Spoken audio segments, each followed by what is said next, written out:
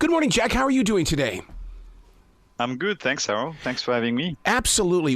What you have done in your everyday life, and now the author. I mean, it's like it's a transition of characters, or is it a secret identity to you? No, it's just, I guess, a continuation. It's for me, having been a fighter pilot, a special forces operator, and a spy for 8 years in clandestine operations. As you can imagine, the psychological toll is pretty heavy.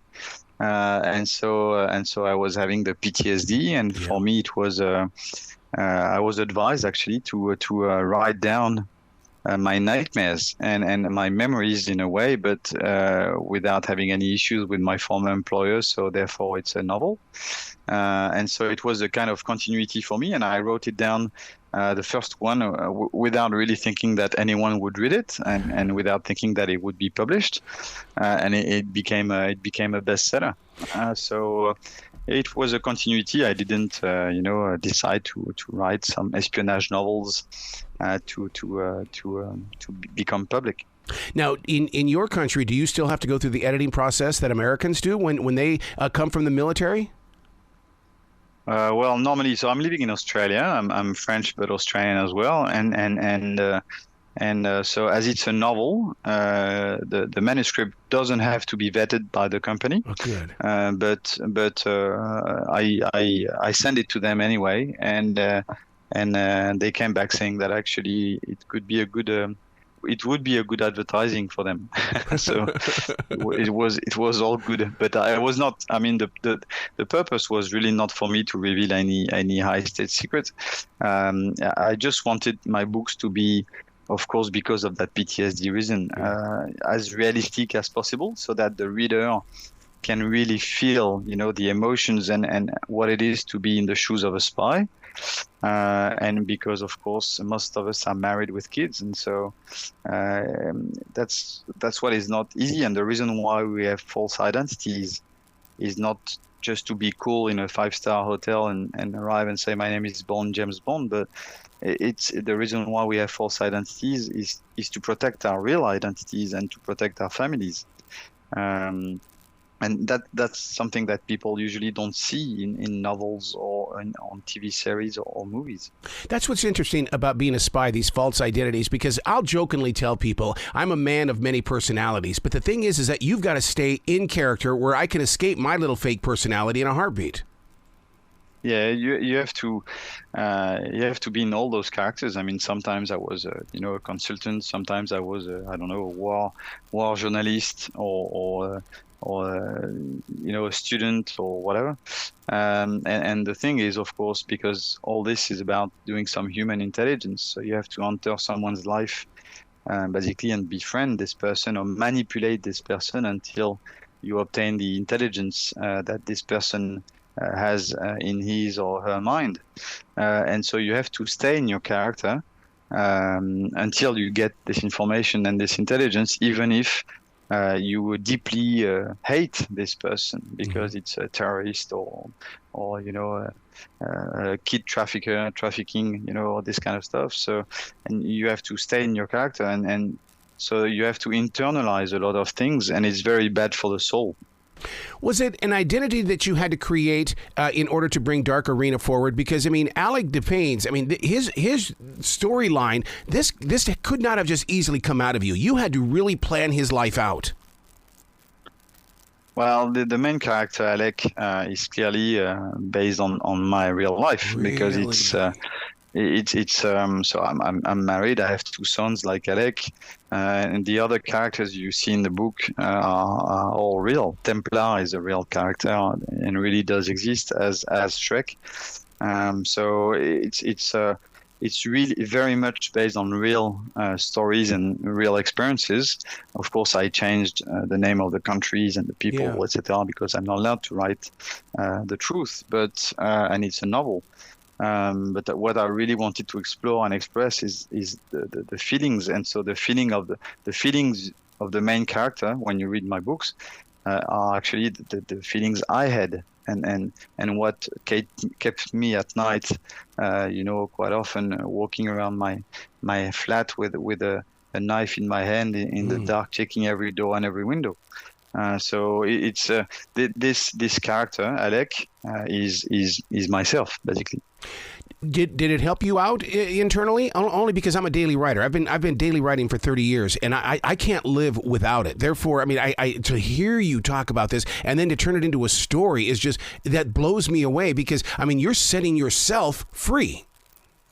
Yeah, absolutely. It's a very good feeling, and I mean, as I was saying, you know, we all have the the yin and yang balance. We all have a dark side. We all have a light side. And the thing is, when you work like this in intelligence, and especially in the clandestine branch and quite offensive missions, actually to fight the devil, you have to become yourself a bad guy, because that's the only way you can fight the bad guys. So you develop as much as you can your own dark side, and you end up actually seeing the worst of humanity in the others, for sure, because you're dealing with like very bad people, but not only in the others, also in yourself, because you develop so much your own dark side that you end up discovering a part of yourself, which you were not aware of, and you realize one morning that actually in this yin and yang, it's almost all black, and it's very hard.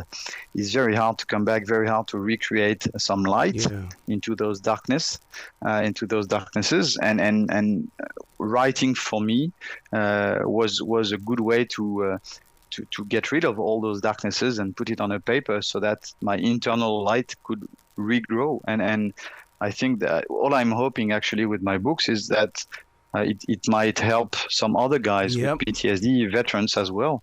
And not because only they read my books, but because it would give them the idea to write it down. Yeah. We all have that dark side, and you're right about that in the way that, but the thing is that I've learned how to befriend my dark side. In other words, to trust it and to listen to it, because to me, it's more aware of my surroundings than I am as a regular person. Yeah, it's true. It's true, but you have a tipping point. So you have a curve so you have a curve where the beginning of the curve is a productive dark side, let's say. It's like a stress curve, and then after that, you reach that tipping point where you're not in control anymore, and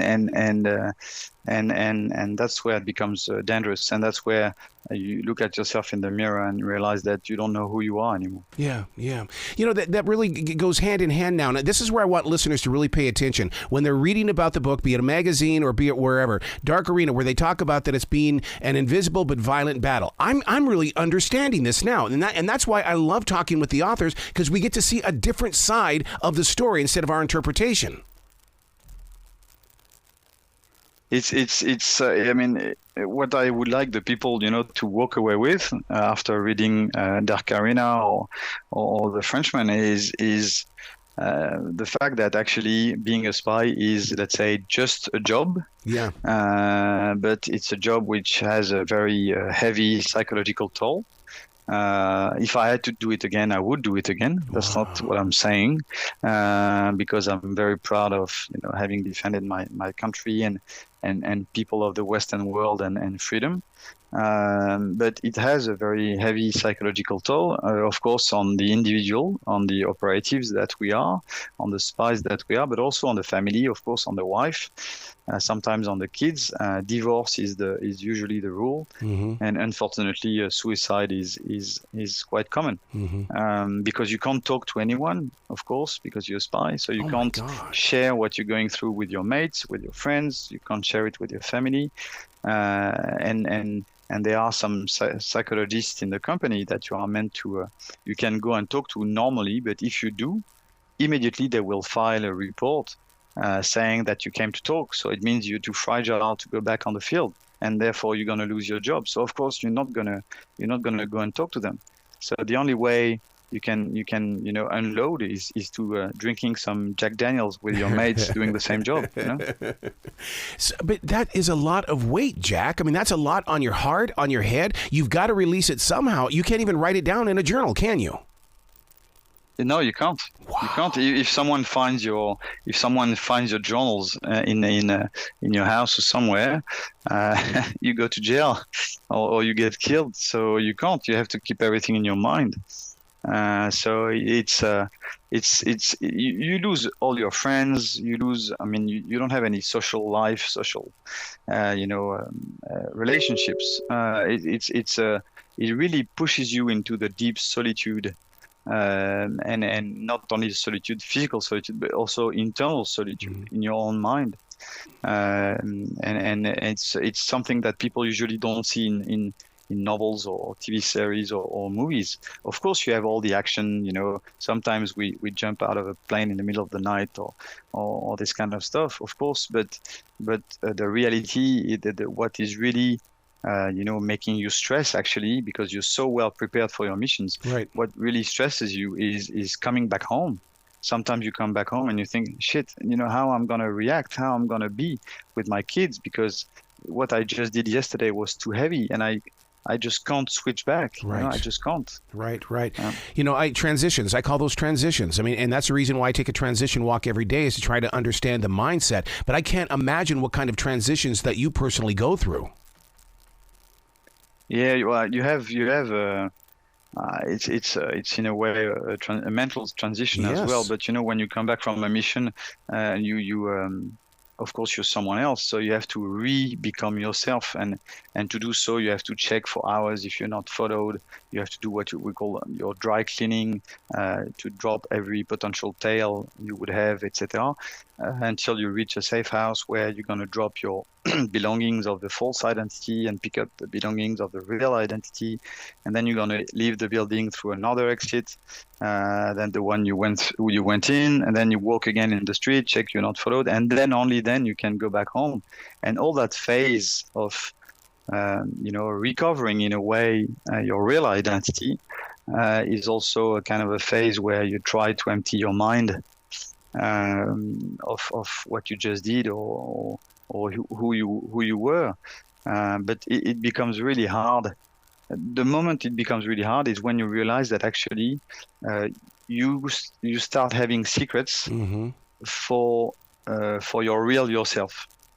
So you have a real two characters inside your own body, and the father and the dad and the husband you are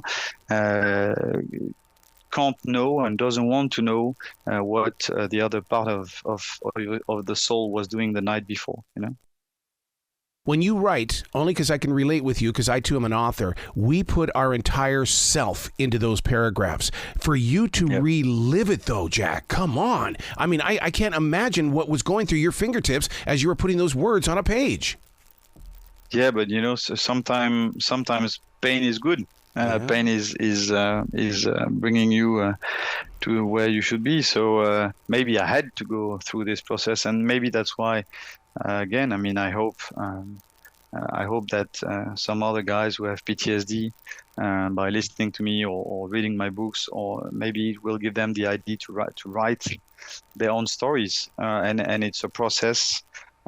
Because every veterans or people like us who went through those lives, even after retiring, going to talk to a psychanalyst is very hard, because you feel that first you still can't say anything, and secondly you will feel that this person is going to judge you, thinking that you're a big mythomaniac because what you're going to say is totally unbelievable, and also this person is not from your tribe, so you don't want to give away your feelings and everything. So writing it down is yourself dealing with yourself, and so it's a very good process, actually, because you can really allow yourself to empty your mind on the paper. You're not going to judge yourself. When you say that this story is based on your life, and the people in the book are people that you actually know, how do those that you've written about react? Because in my book, Halloween 78, my friend dropped me. He totally ghosted me because he just didn't like the way that I portrayed him in the book. What about your people? No, they I mean, I told them before that I was going to put some characters with their names or very similar characters than them. And actually they make them laugh. Some of them, like Templar, for example, after leaving the company with me in the operative team, he went for 2 years in a pure counterterrorism team, and he did a bit more than 2 years of undercover infiltration in jihadist networks. So it's pretty heavy and very dangerous.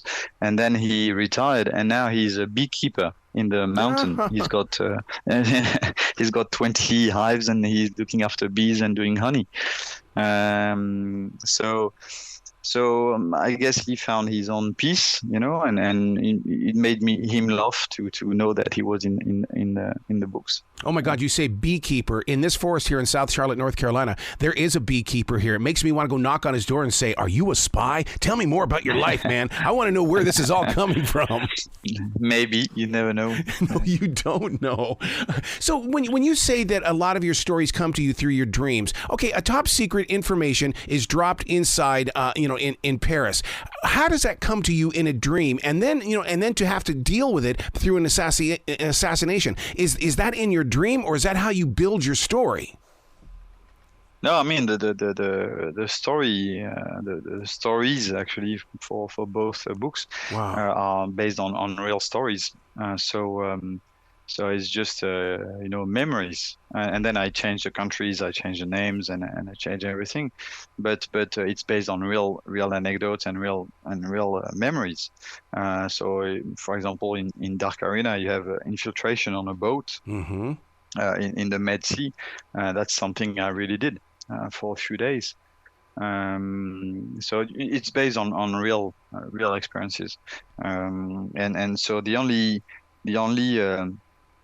issue I have as a writer actually is to find a twist of the story, because it's a novel, when actually in real life there is no twist. So it's very hard for me to find a twist, and that's what wakes me up at night. That suddenly my brain clicks and I go like, I've got my twist, and then I write it down, So if this were to turn into a binge-watching series on Netflix or Hulu, you know what manuscripts are all about. It's about cutting things out. Would you allow that to happen, or does it have to stay true to what you did? Well, look, it's funny that you ask, because actually I sold my rights to of the Frenchman to some producers in Hollywood. Wow. Who happen to be actually they are the two sons of John Le Carre. And they are the one who made, The Night Manager, Little Drummer Girl, Most Wanted Man, etc. And the scriptwriter who is adapting the book is Nick Pizzolatto, who created True Detective with Matthew McConaughey and Woody Harrelson. Wow. I mean, I'm feeling secure because the sons of John Le Carre, I mean, they have very broad experience and understanding of the spy world because of thanks to their dad and his novels. So I'm happy because I'm in good hands, and for the moment they're asking me to stay in the loop so that it remains highly realistic, because that's what they liked about it. Wow. Where can people go to find out more about you, Jack? Because I want them to fall in love with your words and make your novels a part of their life. And because you're at that point right now where it's like, man, 25 novels from now, people are going to be going, man, I remember reading Jack back in 2023. Well, they can find me, of course, on Instagram, and I'm Jack Beaumont _ official.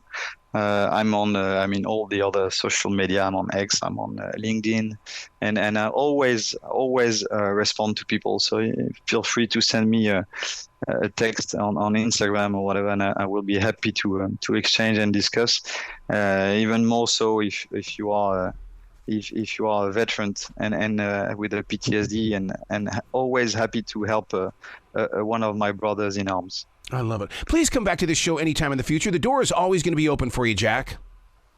Thanks, Harold. Thanks very much. Well, you be brilliant today, okay? Thanks. I will. Thanks, Harold.